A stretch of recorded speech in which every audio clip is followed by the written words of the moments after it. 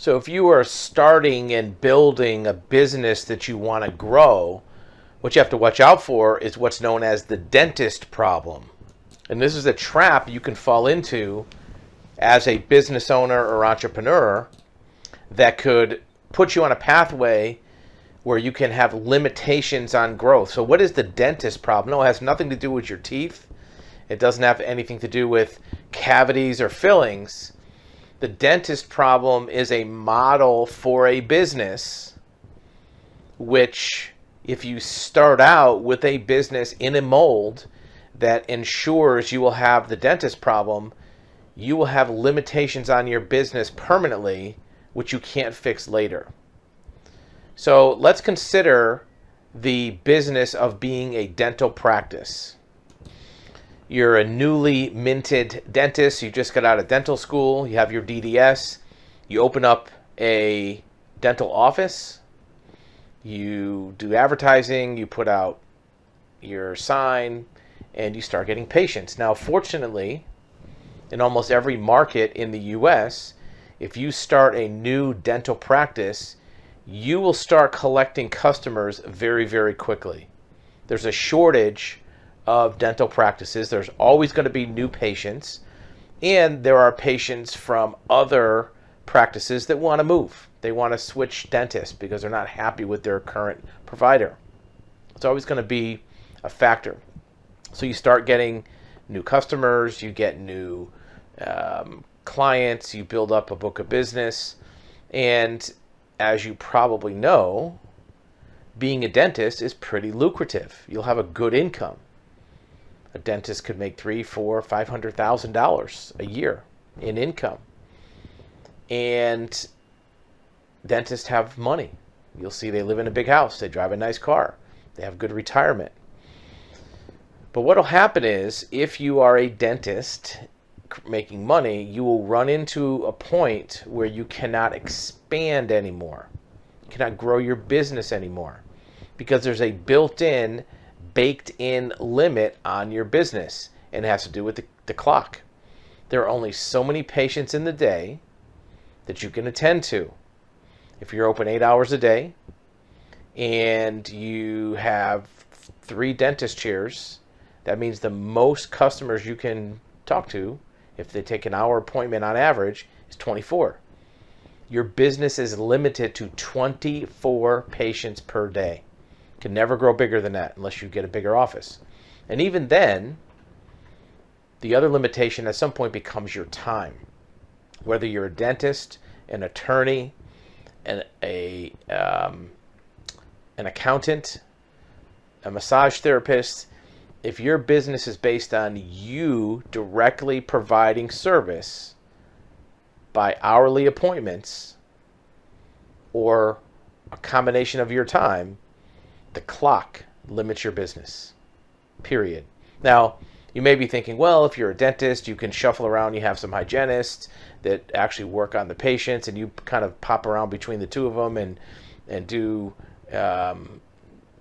do evaluations and do dental exams and do maybe some of the hard work. That's true. You can leverage it a little bit,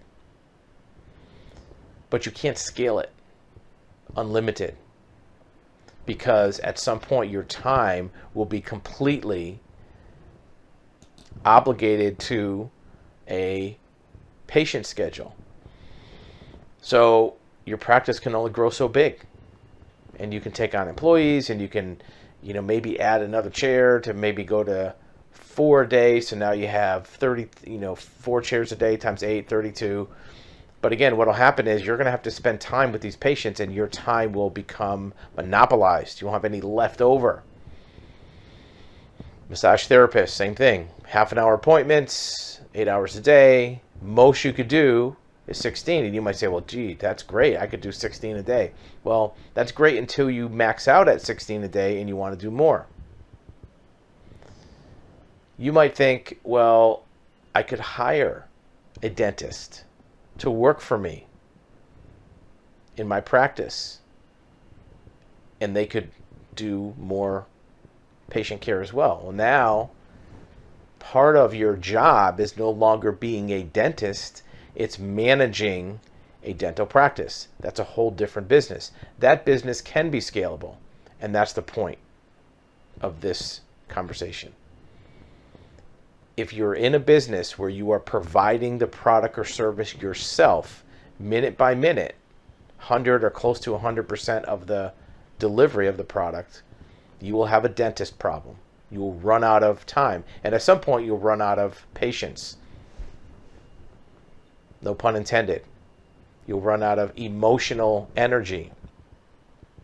You will run out of interest in doing it over and over because it becomes monotonous. And you're going to have to run the business side at the same time you're providing your dental care.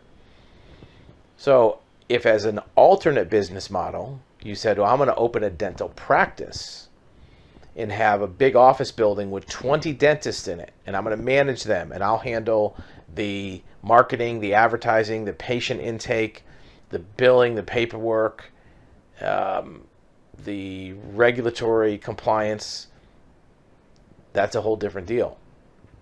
You're no longer a dentist, you are now a business operator, and you can scale that. It might be harder to scale that than other businesses because you have to find a dentist that's willing to work for a company and not work for themselves, and who knows if that's easy to do.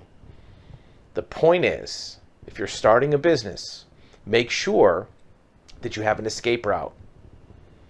If you are the provider, manufacturer, servicer, whatever it is for your business that you do, if you're a TV repairman, which don't exist anymore, but if you're repairing all the TVs, then your business has a limit of the number of hours in the day you can replace parts on TVs. But if you want to get into the TV repair business and maybe do some of the work yourself and some of the customer service yourself and oversee people and manage people that are actually doing the majority of the work, that's a different story. Now you're in a business, not providing the service. You might have to start out providing the service directly. As long as you can see a pathway, an escape route, an exit strategy where you no longer have to do it. For some businesses, you probably have to do the work yourself at first so that you know how to do the work, you become experienced, you become an expert, and you have the knowledge of doing it. And at first, you might have to do it because you can't afford to pay somebody else to do it. You have to build up your company, your enterprise first. That's fine. That's probably a good thing. And you always want to be able to do the work if it's necessary. On any given day, you might want to jump in, hands-on, do some work, and then pop right back out. You don't want to be the one that does most of the work, but you want to be able to lead by example. But that doesn't mean that you want to be enslaved by the workflow. You don't want to be the only one who can do it, because at some point you're going to want to get out of it because you're trapped. You're in four walls of a box. We've seen this many times. In fact, there's a business that we patronize as part of our general contracting business. It's a lumber yard up the road. And the lumber yard's been around for 15 some odd years. And the owner of the business is always behind the counter. Every time you go in, he's behind the counter. He's taking care of things. He's checking people out. And that's good, except for that means if he has to be there, because he's the only one that can handle that, he could never close. In fact, there was a time a few weeks ago that they went on vacation and they had to close down because no one else could do it.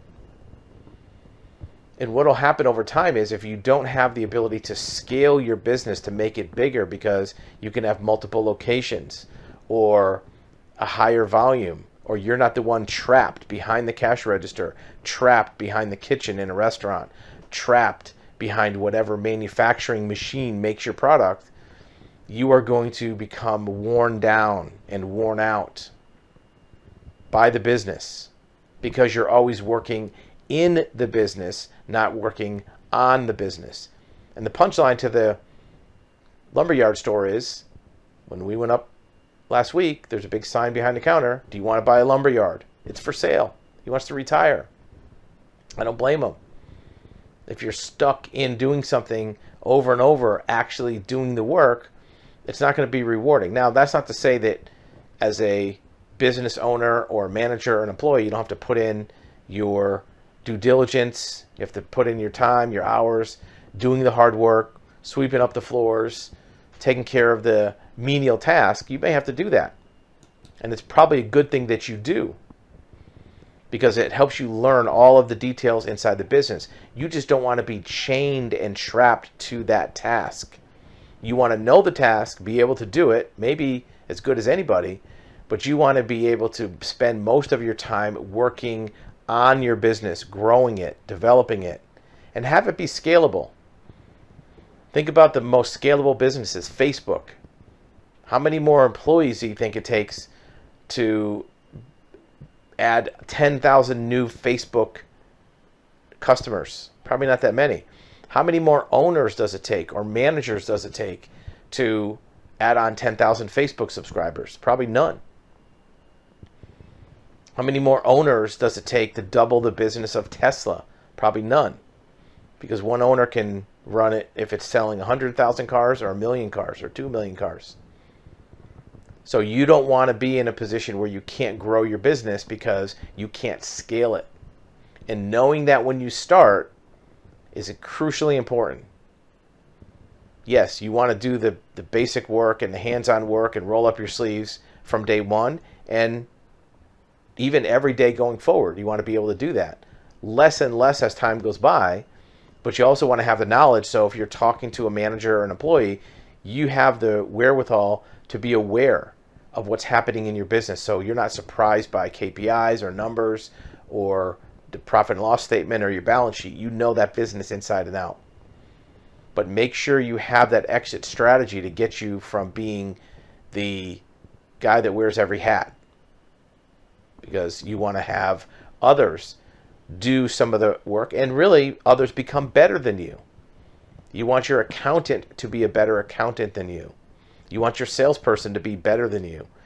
Ideally, all your key people in your company would be better at their job than you were. You have to be jack of all trades initially, but eventually pass along each one of those trades to somebody else that can focus exclusively on that and not have to multitask with other things. Sales, marketing, production, customer relations, HR. At first, you're going to do it all. But you want to make sure that there's an ability for that business to mature and become something that others can do. It doesn't mean you step away from it and ignore it and disregard it, because that's not going to do any good for your business growth. But you want to be able to spend time on the bigger picture, on the strategy, on the growth, new markets, new locations, and still be able to connect with the individual employees, but not have to be one-on-one ratio you versus customer. And that's what the dentist problem is. The dentist has to be there all the time and attend to every customer. In theory, a dentist might have to see every customer that comes in. If you come in for a basic cleaning, maybe not. But you still have a limit on the number of customers you can have based on time, space, that kind of thing. So if you can't scale your business from the first day that you start, you are putting an upper limit on how big and profitable you could ever be. It'd be very difficult to be a $1 billion a year dentist company. You could be a 5 million or 10 million, but you're putting a limit on it. And maybe that's big enough. Maybe that's all you want to be. But look at a way to make it bigger. If you like the dental industry and you want to make it big, maybe you find ways to open up branch offices, another location, you finance things. And this is why you find dentists and doctors, for that matter, have money, they have wealth, they have a lot of extra capital, and they end up investing in real estate and racehorses and other businesses, because that's how they want to make extra money for themselves, by having to invest elsewhere, because you can only grow your business so big. That's why you always hear about dentists and doctors having portfolios of stocks and real estate, because that's how they have to grow their wealth through other channels, not just their main business. So think about that as you're starting your business. If you're already in a business that you run or own that seems like it has a dentist problem, look at modifications of the business. Maybe you pivot to something. Maybe you start a new division. Maybe you do something that's a little different in terms of how the business can be scaled and grown so that you don't create any limits on yourself and you can grow it as big as you want.